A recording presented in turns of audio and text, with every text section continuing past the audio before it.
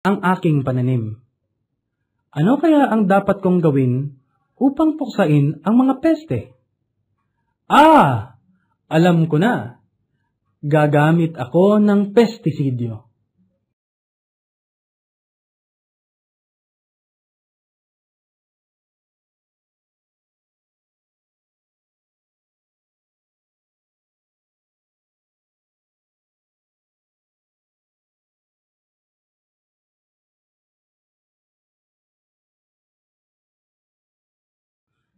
Pestisidyo. Kamusta? Ako si Diego. Ako ang magiging gabay ninyo sa pagtalakay ng module na ito.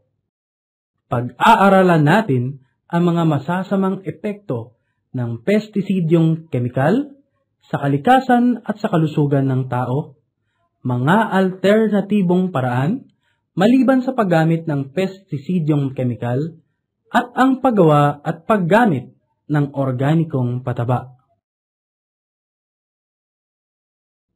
Matapos mong mapag-aralan ang module na ito, inaasahan na mailalarawan mo na: una, ang mga masasamang epekto ng pestisidyong kemikal; pangalawa, ang mga alternatibong paraan upang labanan ang mga peste at sakit na nakasisira ng mga halaman; at ang panghuli, ang mga paraan kung paano maghanda at gumamit ng mga organikong pataba.